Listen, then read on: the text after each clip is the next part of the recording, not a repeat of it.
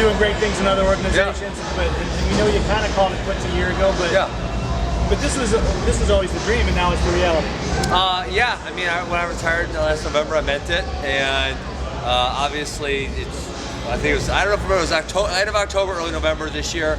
I got traded, so I got the opportunity to fight those guys who were ranked above me and prove how good I am. How much of that that was going on behind the scenes did you know about as it was happening, or were you finding out about it the same way we were?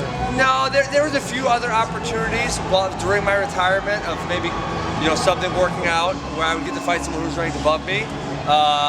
They kind of fell through it.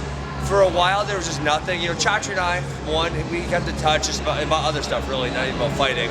And then one day he called me up and said, "Hey, how about we trade you?" And I'm like, "You can do that?"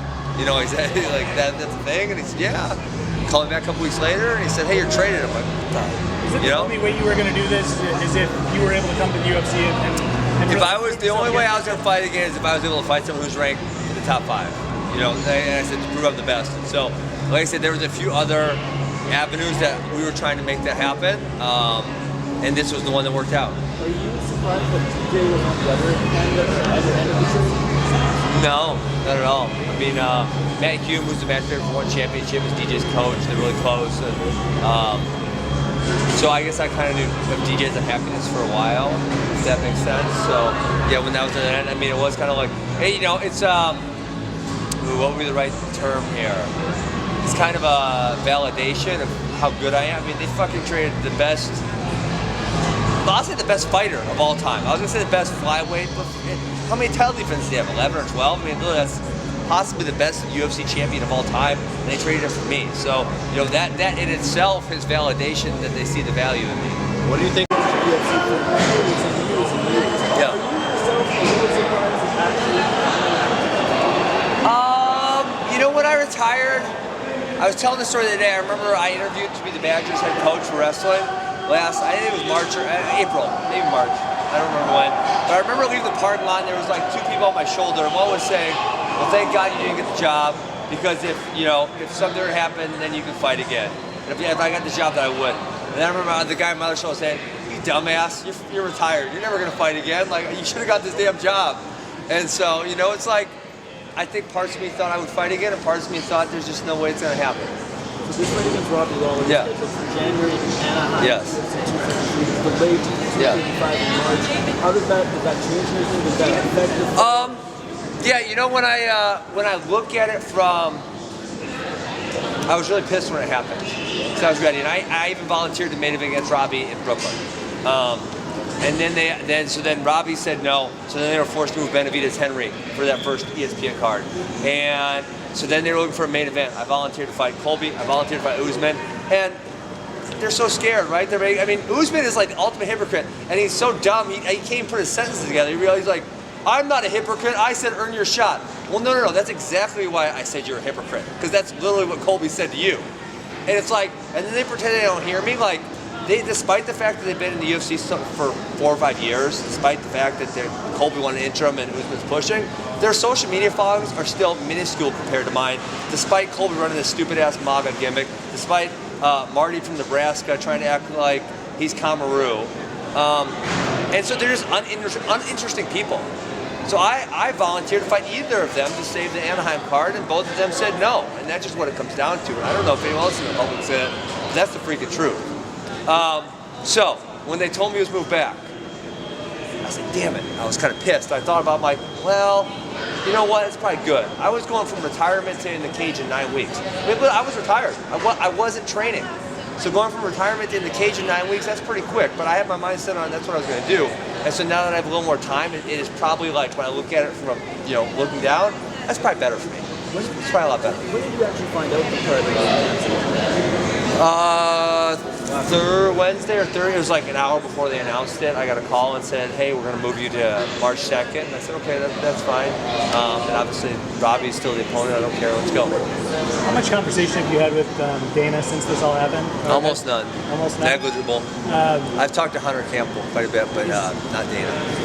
I mean, he's said some stuff about you in the past. It's not as bad as he said about other people. Sure. He's been critical. Absolutely. Now that you're here, is it like water under the bridge? I mean, what's that conversation going to be like? No, I I think when one person and another person have a disagreement, the thing you need to do, if you want to have respect for each other, is sit down and have that conversation. We haven't been able to do that so far. He said nice things about the media, but that's also probably because I volunteered to do the dirty work. I volunteered to switch, be the main event against Robbie. Robbie said no. I volunteered to fight Marty from Nebraska. I volunteered to fight Dumb Colby. And so he sees the value in what I'm doing. It's not he's being nice. It's whatever though. But you know, what has happened in the past doesn't just go away. It's not just. And I think because of his position, he thinks that's how it goes. Listen, I'm here to fight people in the cage. I'm not here to be anyone's best friend. And if we've developed friendship because of that, that's fine. But I'm here to fight people in the cage. Do you feel like some of the stuff he said in the past is only because you weren't here, or do you think he believes some of it? I'm sure to a certain extent he believed it. I mean, it had kernels of truth in them. But yeah, I mean, there was a lot of BS in there. I mean, a few of them were just told, yeah, he needs more experience. I mean, that's, that was like the funniest one of them all. Yeah, so a lot of more BS. Did you expect to sit down with Dana, by now? Well, I approached him in New York and said, let's go sit down. Let's talk for 10 minutes. Let's get rid of this shit, Did you do it? Nah, he was busy. He's going to do something. And you've certainly been around him enough times over the years when you're in your corner and guys and stuff like that. Yeah, absolutely. Yeah. I don't know. He doesn't see the value in it. It's fine. Kamaru said he had signed a bout agreement to fight Tyron. Yeah. You're obviously close to Tyron. Was there any truth to that at all? I believe he has. I don't know that Tyron's signed to fight him. Tyron wants to fight Colby. And honestly, Colby and Tyron's the one that makes sense. That's going to sell better than Marty from Nebraska versus Tyron. Marty from Nebraska's got 30,000 Twitter followers. Literally no one knows who he is. He's acting like he's this big deal. He doesn't have a following. People don't know who he is. You can say, I fought 12 times in the UFC or whatever. You're not interesting. People don't know who you are. You're freaking. The most interesting thing that's happened to you is me calling you Marty from Nebraska. So Colby, you said, is doing the MAGA gimmick, as you said. Yeah, it's pathetic. Tyron has represented Ferguson, Missouri very well in the past. Absolutely. That right there on paper, there's a lot of emotions between there. Are you worried it might go too far? No. We fight in a cage. Are you on drugs? I mean, we get in a cage and try to hurt each other. What's too far? Maybe are we gonna give him swords or something? Well, I guess like you saw happen in 229 after the fight when they hopped the cage. Yeah, that was awesome when Khabib almost beat up Drake and then little wimpy Dylan Dennis. Yeah, I guess that. That was fantastic. No, listen, we fight in a cage. Wait. I mean, if you gave him swords, maybe I'd say, okay, let's take the swords away and let him settle this.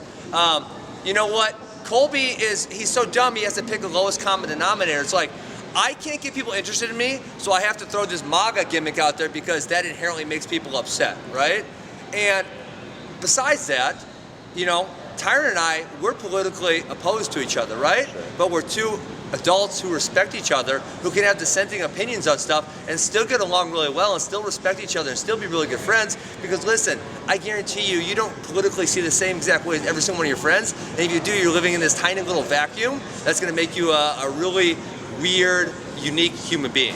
So we should be friends with people who are politically opposed to. We should be friends with people we don't have the same values as. That's what makes us unique, Well, what do you think about the fans, like from both sides? Like one's obviously going to side with Colby, the other's going to side. Sure. Do you think that could get a little too far when the fans get involved? No. What do we give the fans swords now too? I don't care if these drunk fans get in fights in the crowd. Who cares? You're saying you and Tyron are politically? Yeah, absolutely. You can't just unfriend each other on Facebook because that's how it goes. No, we love each other. We talk about it. It's fine. It's like, man, if I could only be friends with people I had the same political ideologies as, damn, I'd be screwed. I only have like 14 friends because I got some really unique ones. You got Tyron, you got Chandler. Yeah. What the hell was going on in Missouri, man? And you guys are all super high. Yeah. College wrestling produces good fighters. Obviously, Tyron was the first one from Mizzou to get into that. I followed, Chandler followed. I think that's all it is. Mizzou has obviously had a lot of success. There's other colleges. Oklahoma State's had a lot of success. Johnny, which he was successful. There's a little bump there, and then USADA came and got him. Daniel's had a lot of success. There's been other people. So Arizona State had a lot of really good fighters. Kane, Bader, CB. There's a lot of people there. With one championship, great class championship. Yeah. You've been fighting recently closer to 180. I've been fighting. Yeah. So the weight I weighed when I fought one championship, the weight I weighed to make 170 is the exact same thing. There's literally no difference at all. So I usually cut the water weight, if you will, from 183 to 185, somewhere there. And so one championship, he had to piss hydrant and be 185 or under. So it's the same thing. Talk a little bit about Robbie as an opponent. I mean, he's a guy obviously whose durability is there, and kind of the guy who's zombie and walks through everything and doesn't go away. Well, he gets choked though. Sure. Yeah. So he didn't walk through those. Is that your plan? Yes. As you... Yeah. Put my hands on him, get him tired, wear him out, beat him up, choke him out, all that good stuff. Can you make 165? Yes. So if they added that division, I'll be the 165-pound champion by the end of 2019. Oh wow. Yes. Okay, guys, thank you.